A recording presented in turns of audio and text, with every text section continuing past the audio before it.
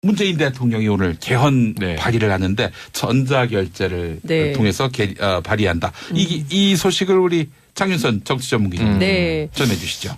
아마 지금쯤 이제 국무회의를 진행하고 있을 거고요. 네. 오늘 국무회의는 지금 현재 대통령께서 출장 중에 있기 때문에 이낙연 총리가 임시 국무회의를 열어서 대통령 개헌안을 심의 의결하게 되는데요. 어이구, 이낙연 총리가 모친상을 당했다는 소식도 네. 있군요. 예.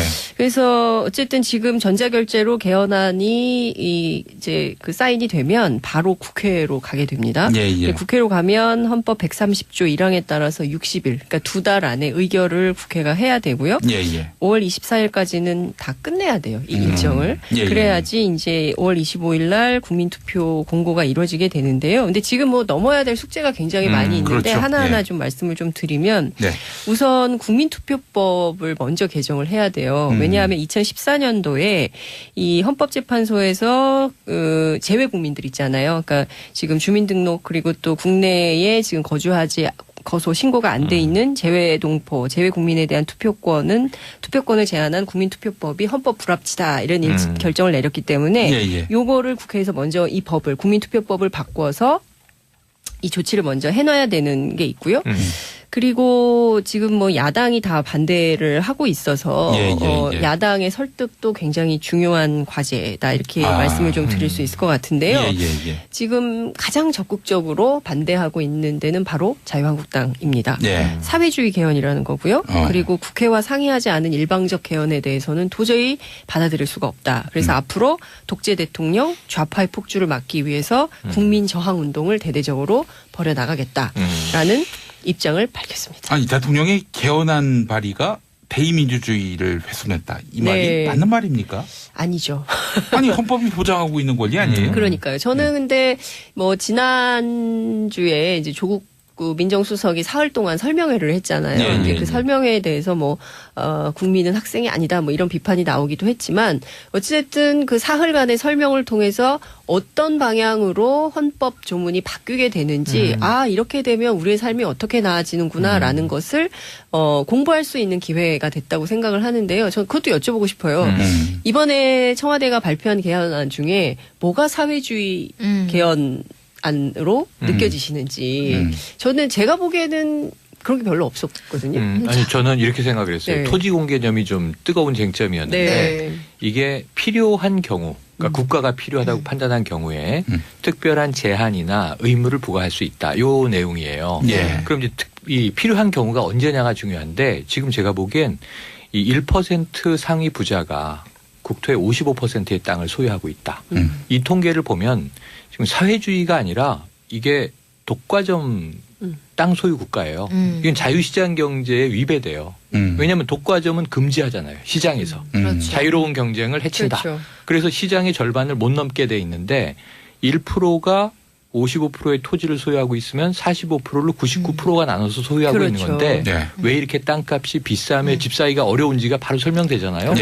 이거를 유지하면 저는 이건 사회주의예요. 이게 역으로 그것이야말로 자유시장 경제를 아주 저해하는 일이에요. 그리고 거기 해쳐야죠. 땅값이 왜 올랐나도 생각해 볼 필요가 있어요. 어느 지역에 땅값이 오른다는 건 살고 싶고 인프라가 좋다는 건데 인프라가 좋다는 얘기는 사회적인 자본을 거기 몰아줬다는 얘기예요. 그게 내 건가요? 그러니까 집을 산다는 건 사실 그 껍데기만 사는 게 아니라 거기에서 제공하는 서비스와 인프라를 산다는 거잖아요. 그렇죠. 근데 그걸 누가 조성했느냐, 왜 조성했느냐 근원을 따지고 보면 이 땅 네가 만들었어 이렇게 물어볼 수 있는 거예요. 해서 사유재산을 침해하거나 사유재산의 처분권을 침해하겠다는 게 아니라 어지간히 해라 이런 얘기거든요. 그러니까 예컨대 박정희 정부 시절을 보면 땅값이 학동일 때 이런 데는 1300배가 올라요. 18년 동안. 근데 이런 것들이 정상적인 시장이라고 볼 수 없고 여기에 끼어들지 못한 그러니까 투기의 대열에서 벗어나 있던 대부분의 서민들에게는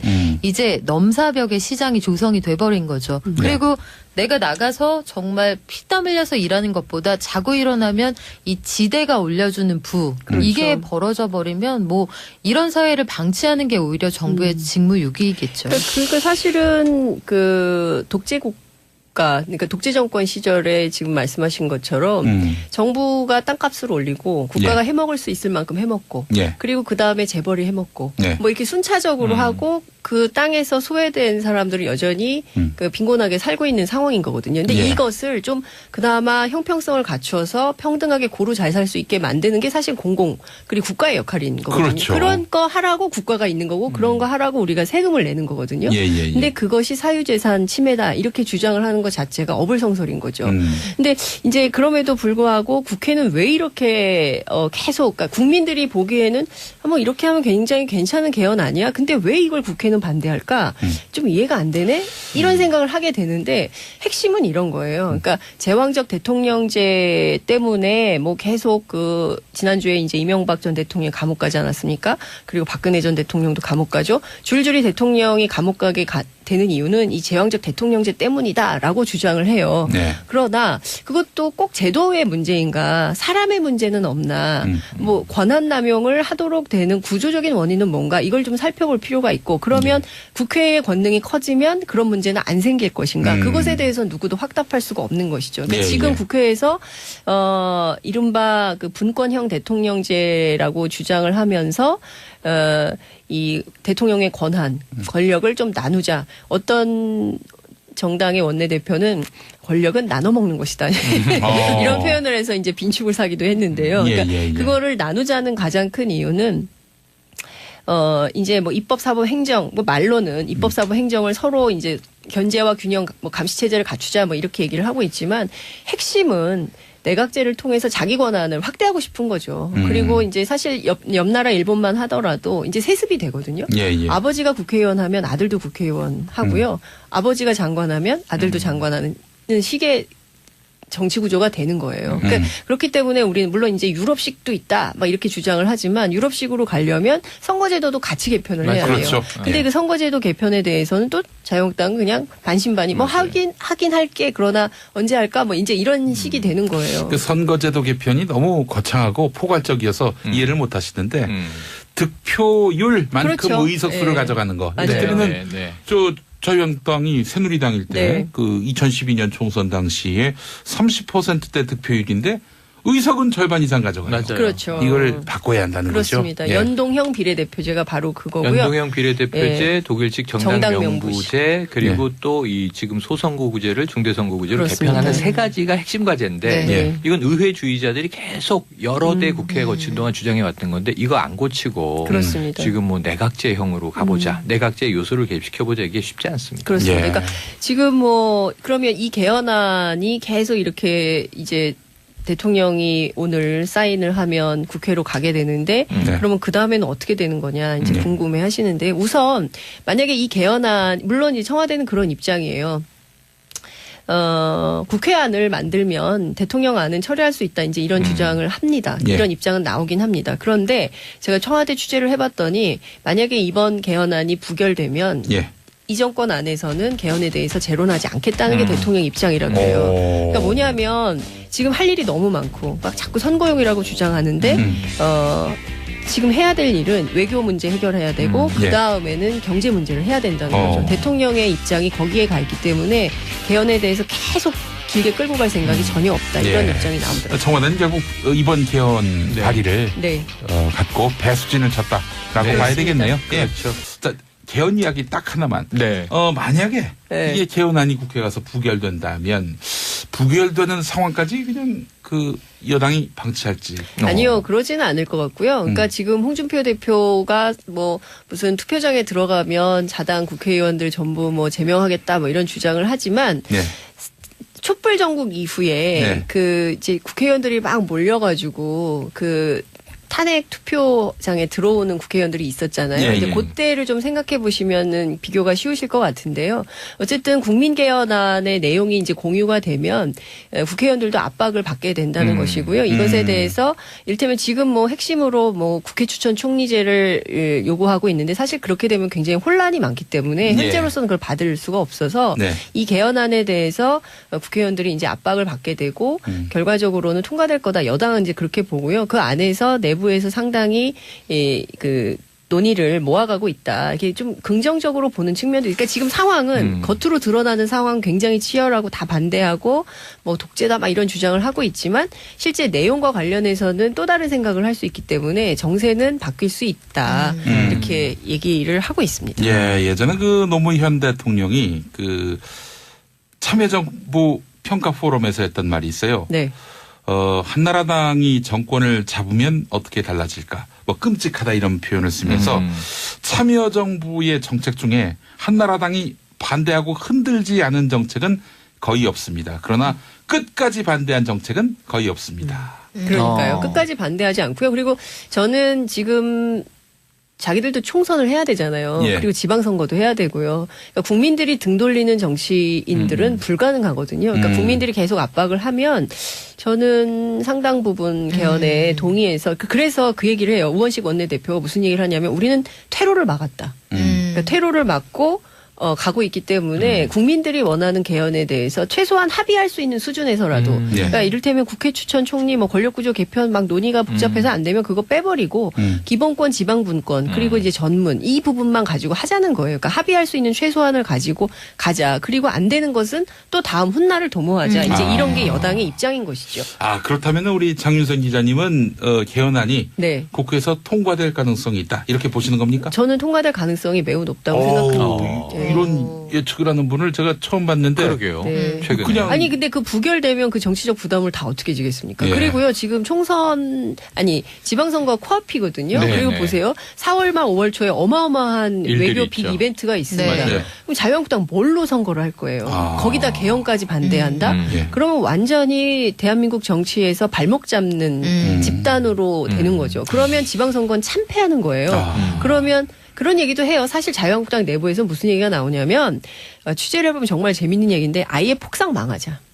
그래서 홍준표 대표를 물러나게 하고 네. 그리고 새로운 보수의 얼굴로 정계 개편을 하자 이런 얘기도 해요. 네. 사실 왜냐하면 예. 지금 너무 답이 없으니까 뭘 해도 안 되잖아요. 네. 그리고 색깔론 막 하고 있지만 그 색깔론에 대해서 누가 동의를 합니까? 폭망 그리고 사실 전략인가요? 그렇죠. 네, 폭망 전략. 차라리 확 망해버려서 새롭게 태어나는 게 낫다 이런 얘기도 합니다. 중요한 얘기를 하고 계신데 우리 막 신문 봐. 용디님은 신문을 보고 있어. 아니야, 얘기는 아니라. 아, 우리한테 관심 좀 줘요. 그러니까 관련한 네. 오늘 칼럼이 조선일보 실렸는데 네. 배성규 정치부장이 쓴 칼럼이 배성규 있어요. 차장 치네요.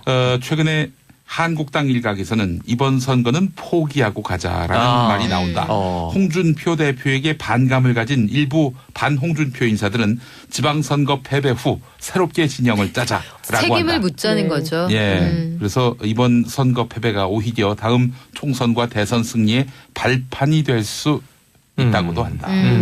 맞아요. 그 얘기가 네. 정말 있어요. 자유한국당 보수층에. 안에. 예, 왜냐하면 이거는 반대파 얘기가 그렇죠. 지금 아니고. 대통령 지지율이 74%가 넘죠. 그리고 민주당 지지율이 제가 보기엔 역대 최고인 것 같아요. 50%를 계속 넘잖아요. 이런 적이 없거든요. 그러니까 예. 그 정도로 국민들이 민주주의에 대한 열망이 그 어느 때보다 높고 그리고 무엇보다 제가 이 얘기 꼭 하고 싶은데요.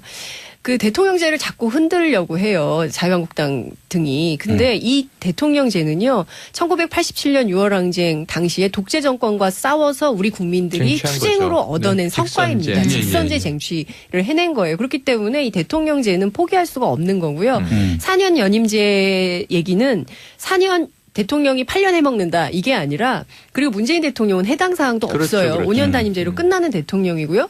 이 개헌 이후에 적용되는 다음 대통령인데 반드시 중간 선거를 하게 되어 있어요. 예. 그렇기 때문에 중간 선거 없이 그냥 8년을 그냥 해먹는 이건 아니라는 거죠. 예, 알겠습니다. 문재인 대통령이 오늘 개헌 네. 발의를 하는데 전자결제를 네. 통해서 발의한다. 이 소식을 우리 장윤선 정치전문기자 네. 전해주시죠.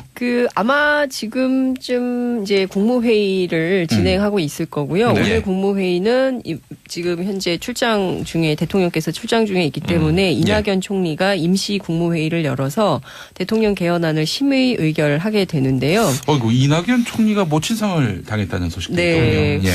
그래서 어쨌든 지금 전자결제로 개헌안이 이제 그 사인이 되면 바로 국회로 가게 됩니다. 예. 예. 국회로 가면 헌법 130조 1항에 따라서 60일, 그러니까 2달 안에 의결을 국회가 해야 되고요. 예, 예. 5월 24일까지는 다 끝내야 돼요. 이 일정을. 예, 그래야지 이제 5월 25일 날 국민투표 공고가 이루어지게 되는데요. 근데 지금 뭐 넘어야 될 숙제가 굉장히 많이 있는데 그렇죠. 하나하나 예. 좀 말씀을 좀 드리면 네. 우선 국민투표법을 먼저 개정을 해야 돼요. 왜냐하면 2014년도에 이 헌법재판소에서 재외 국민들 있잖아요. 그러니까 지금 주민등록 그리고 또 국내에 지금 거소 신고가 안 돼 있는 재외동포, 재외국민에 대한 투표권을 제한한 국민투표법이 헌법 불합치다 이런 결정을 내렸기 때문에 예. 요거를 국회에서 먼저 이 법을 국민투표법 아니 저는 이렇게 생각을 했어요. 네. 토지 공개념이 좀 뜨거운 쟁점이었는데 네. 이게 필요한 경우, 그러니까 국가가 필요하다고 판단한 경우에 특별한 제한이나 의무를 부과할 수 있다. 요 내용이에요. 예. 그럼 이제 이 필요한 경우가 언제냐가 중요한데 지금 제가 보기엔 이 1% 상위 부자가 국토의 55%의 땅을 소유하고 있다. 이 통계를 보면 지금 사회주의가 아니라 이게 독과점 땅 소유 국가예요. 이건 자유시장 경제에 위배돼요. 왜냐하면 독과점은 금지하잖아요. 시장에서. 그렇죠. 자유로운 경쟁을 해친다. 그렇죠. 그래서 시장의 절반을 못 넘게 돼 있는데 1%가 55%의 토지를 소유하고 있으면 45%를 99%가 나눠서 소유하고 그렇죠. 있는 건데 네. 왜 이렇게 땅값이 비싸며 집 사기가 어려운지가 바로 설명되잖아요. 네. 이거를 유지하면 저는 네. 이건 사회주의예요. 이게 역으로 그것이야말로. 자유시장 경제를 아주 저해하는 일이에요. 그리고 앞으로 거기 해쳐야죠. 땅값이 왜 올랐나도 생각해 볼 필요가 있어요. 어느 지역에 땅값이 오른다는 건 살고 싶고 인프라가 좋다는 건데 예. 인프라가 좋다는 얘기는 사회적인 자본을 거기 몰아줬다는 얘기예요. 그게 내 건가요? 예. 그러니까 집을 산다는 건 사실 그 껍데기만 사는 게 아니라 거기에서 제공하는 서비스와 인프라를 산다는 거잖아요. 그렇죠. 예. 근데 그걸 누가 조성했느냐, 왜 조성했느냐 근원을 따지고 보면 이 땅 네가 만들었어 이렇게 물어볼 수 있는 거예요. 해서 사유재산을 침해하거나 사유재산의 처분권을 침해하겠다는 게 아니라 예. 어지간히 해라 이런 얘기거든요. 그러니까 예컨대 예. 박정희 정부 시절을 보면 땅값이 뭐 학동일 때 이런 데는 1300배가 올라요. 18년 동안. 예.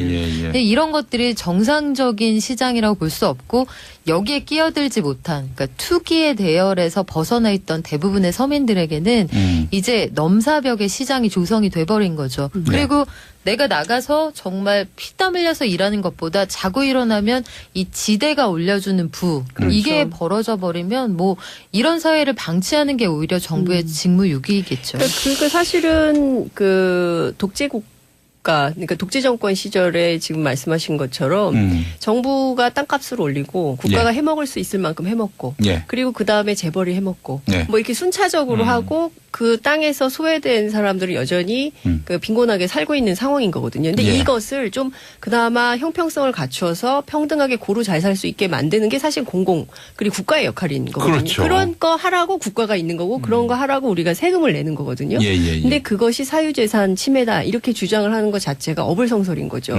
근데 이제 그럼에도 불구하고 국회는 왜 이렇게 계속 그러니까 국민들이 보기에는 뭐 이렇게 하면 굉장히 괜찮은 개헌 아니야? 근데 왜 이걸 국회는 반대할까? 좀 이해가 안 되네?